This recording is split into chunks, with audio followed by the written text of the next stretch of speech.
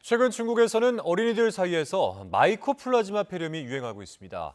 제로 코로나 3년 강력한 방역 통제가 자연 면역 형성에 역효과로 작용했다는 분석도 나오고 있습니다. 베이징에서 강정규 특파원입니다. 수액을 맞는 환자들로 병원 로비까지 가득 찼습니다. 이 아동병원은 아이들이 주사 바늘을 꽂은 채 숙제를 할 수 있도록 책상까지 가져다 놨습니다. 넘쳐나는 환자에 병원 밖에 링거 텐트촌이 생길 정도입니다. 怀疑它是病毒性或者细菌性的感冒，因为它烧呢持续性就是39度几一直在发，那我们也是持续的给它吃药，但是持续它不见好转。 최근 중국 어린이들 사이에서 마이코플라스마 폐렴이 유행입니다. 바이러스와 세균의 중간쯤인 마이코플라스마는 마른 기침과 인후통 같은 감기 증상을 유발합니다. 증상이 2주 이상 오래가는 게 특징인데 심할 경우 고열이나 호흡곤란, 백폐 현상까지 나타납니다. 支原体的白肺是因为它气道堵了，新冠的白肺呢，就肺的水，就我们俗称水的多了。 이 폐렴의 유행 주기는 3년에서 5년. 중국에선 2018년에 크게 퍼진 적이 있습니다. 제로 코로나 3년 동안의 격리와 봉쇄, 마스크 착용, 생활화 등이 오히려 역효과로 작용했다는 분석도 나옵니다. 整个疫情控制3年的话，这个支原体的支原体的感染率非常低有关系，人群的整体的这样的一个免疫功能下降呢是有关系的。 감염은 다음 달 정점을 찍을 전망인데 치료제 사재기 때문에 약을 구하기도 쉽지 않습니다. 우리나라에서도 코로나19 이전인 2019년에 마이코플라즈마가 유행했던 만큼 대비가 필요한 시점입니다. 베이징에서 YTN 강정규입니다. 중국에서 겨울철을 맞아 어린이를 중심으로 폐렴 등 호흡기 질환 환자가 늘고 있습니다. 코로나19 대유행을 겪으면서 면역력이 떨어져 바이러스에 취약해진 것이 주된 이유라는 분석입니다. 유재복 기자가 보도합니다. 베이징의 어린이 병원 대기실이 말 그대로 인산인해를 이뤘습니다. 진료를 받기 위해 환자들이 몰렸기 때문입니다. 지난 여름부터 늘기 시작한 호흡기 질환은 겨울 들어 어린이를 중심으로 기승을 부리고 있습니다. 병원들도 의료 인력을 대폭 늘렸지만 환자가 너무 몰려 검사와 진료에 애를 먹고 있습니다. 秋冬季呼吸道感染的高发期，包括肺炎支原体活跃的呼吸道感染的那个占比，大概在我们全部门诊量的40%左右。 영유아들은 리노바이러스, 어린이는 마이코플라즈마 폐렴 등 나이대별로 유행하는 감염병도 다양합니다. 여기에 독감까지 겹치는 등 다양한 호흡기 병원체가 중첩하면서 질병이 확산하고 있습니다. 전문가들은 면역 격차를 유행의 원인으로 꼽고 있습니다. 코로나19 대유행 때 사회적 접촉이 줄면서 호흡기 감염이 함께 감소했는데 이 때문에 바이러스 면역력까지 떨어졌다는 것입니다. 특히 코로나19 기간에 태어난 아이들은 상대적으로 병원균에 덜 노출돼 면역 격차가 커졌습니다. This year, as we been suffering and going through the COVID-19, a lot of people actually did not have much infection during the previous 3 years. 중국 정부는 유행 정점이 1, 2주가량 더 이어질 수 있다며 새해가 되면 집단 면역을 얻을 것이라고 내다봤습니다. YTN 유재복입니다. 중국 교육당국은 각급 학교의 예방과 통제에 최선을 다하라고 지시하는 등 비상대응에 나섰습니다. 펑파이 신문에 따르면 중국 교육부는 최근 겨울철 학교 유행성 질병 예방과 통제에 관한 업무 통지를 발표했습니다. 일부 지역에서 어린이 호흡기 질환에 주의하라는 발표는 있었지만 중국 교육부가 이번 호흡기 질환 확산과 관련해 경계령을 내린 것은 강력한 제로 코로나 정책을 펼치던 지난해 이후 처음입니다.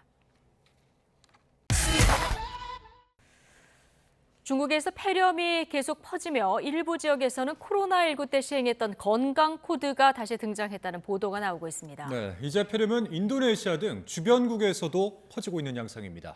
류재훈 기자의 보도입니다. 지난 10월 중국 북동부 지역에서 시작한 마이크로플라스마 폐렴은 이제 어린이를 넘어 성인에게도 퍼지고 있습니다. 중국 당국은 신종 바이러스는 아니라며 충분히 통제 가능하다고 강조하고 있지만 확산일로입니다. 发生了一些个别地方发生一些儿童的感冒的事件，这其实在任何国家都会发生，而在中国处在有效的管控之下。 폐렴이 빠르게 확산하면서 수천성과 광둥성 정부 등이 제로 코로나 정책 때 전자통행증이었던 건강 코드를 다시 시행한다는 보도까지 나왔습니다. 이후 해당 기사는 인터넷에서 사라졌지만 누리꾼들은 코로나19 때 통제 악몽을 떠올리며 두려움을 나타냈습니다. 이런 가운데 상하이 푸동국제공항에서는 도착 승객들을 상대로 코로나19 검사를 다시 시작했다는 소식도 전해졌습니다. 이에 따라 주변국들의 긴장도 높아지고 있습니다. 앞서 타이완이 어린이나 노인 등 면역력이 약한 사람들에게 중국 여행 자제령을 내린 데 이어 인도네시아도 국경에서 검문과 중국발 여행자에 대한 주의를 강화했습니다. 수도 자카르타에서 어린이들 사이에 마이크로플라스마 폐렴이 급속히 퍼지고 있는 데 따른 조치입니다. 자카르타 보건국은 이 폐렴이 얼마나 퍼졌는지를 확인하기 위해 현재 많은 검사를 진행하고 있다고 설명했습니다. YTN 유재용입니다. 중국에서 급격히 확산한 마이코플라즈마 폐렴 어린이 환자가 국내에서도 크게 늘고 있습니다. 이번 폐렴은 다른 질환과 함께 유행할 우려까지 겹치면서 감염병 대응에 경고등이 켜졌습니다. 조용성 기자입니다. 어린이 병원 대기실에 진료를 기다리는 아이들로 가득 찼습니다. 대부분 호흡기 질환 증세로 마스크를 쓴 어린이 대기자는 수십 명에 이르고 병상 50개도 모두 찼습니다. 최근 감기 증세로 병원을 찾는 아이들 가운데 상당수는 마이코플라즈마 폐렴 진단을 받는 상황. 병원을 함께 찾은 부모들은 불안하기만 합니다. 중국 폐렴 유행도 하고 있다고 하고 이제 그쪽 계열인 것 같은데 더 자세한 건 검사를 조금 더 해봐야 된다고 하시더라고요. 국내 마이코플라즈마 입원 환자는 최근 4주 동안 2배로 늘어나며 급증하고 있습니다. 지금은 오늘 열났는데 내일 됐더니 애가 기침을 말할 수 없이 많이 하고 그 다음날 됐더니 엑스레이가 허옇게 됐더라. 이렇게 예측할 수 없는 정도로 진행을 하는 아이들이 있습니다. 일부 어린이 병원은 병실마저 부족한 상황이라 진단을 받고도 입원하지 못하는 일도 있습니다. 질병관리청은 그러나 최근 환자가 증가하고 있지만 지난 2019년 유행 때보다 절반 수준이라고 밝혔습니다.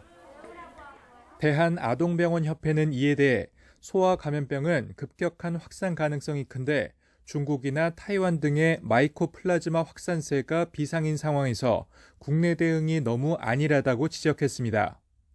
전문가들은 코로나 시기를 겪으면 면역력이 약해진 지금 시기에 독감이나 코로나 등과 함께 감염될 경우 위중증으로 진행될 가능성이 크다고 우려합니다. 의학계에서는 마이코플라즈마 세균이 더 강력해진 원인을 항생제의 내성이 생겼기 때문으로 보고 있습니다. 질병관리청은 세계보건기구와 중국 상황을 공유하는 긴급회의 등을 진행하면서 상황을 예의주시하고 있습니다. YTN 조용성입니다. 중국을 휩쓴 호흡기 질병인 마이코플라스마 폐렴이 국내에서도 빠르게 확산하고 있습니다. 영유아에게서 많이 나타나서 아이를 둔 부모들의 불안감이 커지고 있는데요. 마이코플라스마 폐렴은 마이코플라스마 폐렴균에 의한 급성 호흡기 감염증으로 제4급 법정 감염병입니다. 우리나라에선 3, 4년 주기로 유행하고 주로 영유아가 감염됩니다. 증상은 감기와 비슷한데 열이 나거나 오한, 두통, 그리고 콧물, 인후통 같은 증상이 나타납니다. 다만 감기는 보통 일주일이면 증상이 나아지지만 마이코플라스마 폐렴은 3, 4주 동안 증상이 이어진다는 점에서 차이가 있습니다. 그런데 코로나 기간 동안 영유아들의 면역력이 떨어지면서 올해 마이코플라스마 폐렴 환자가 급증했는데요. 작년과 재작년에는 1000여 명 수준이던 환자 수가 올해는 지난달까지 이미 2배를 넘어선 3204명을 기록했습니다. 특히 9월 이후에 환자가 큰 폭으로 늘어났는데요. 마이코플라스마 폐렴은 흔한 폐렴이고 항생제로도 쉽게 치료가 됐지만 최근에 항생제가 잘 듣지 않는 점이 그 배경으로 꼽히고 있습니다. 의학계에서는 마이코플라스마 세균이 항생제 내성이 생겨 더 독해졌다고 보고 있습니다. 게다가 최근엔 독감도 유행하고 있죠. 마이코플라스마 폐렴은 독감이나 코로나와 동시에 감염되면 곧바로 위중증으로 빠질 수 있다고 하는데요. 소아청소년과 인력이 부족한 상황에서 증상이 나빠진다면 응급이나 중증 환자 진료가 제대로 이루어지지 않을 수 있어 의학계가 나서서 우려하고 있습니다. 내과는 의사들도 충분히 있고 그 치료하는 시설이나 이런 것들이 다 있는데 한국은 이 소아과 그 아동병원 자체가 지금 간신히 이렇게 버티고 있는 상황인데 우리만 지금 이렇게 허덕거리는 거 아니냐 이런 생각이 좀 있는 겁니다. 언제든지 그런 내성균들은 쉽게 퍼질 수가 있는데 이 병 자체를 치료하는 거가 시설이 있고 소아과 전문의가 있으면 되는 거거든요. 근데 그런 우리 그 병으로 치자면 우리나라의 그 소아 그 필수 의료 체계가 좀 어려운 상황이다 보니까 이거를 우리 능력으로 이제 감당하기 좀 어려워지는 상황이 되고 있으니 조심하자. 앞서 대한아동병원협회도 마이코플라스마 감염병에 대해 보건당국이 안일하게 대처하고 있다고 지적했는데요. 더 큰 유행으로 진료 대란이 오지 않도록 대책이 필요해 보입니다.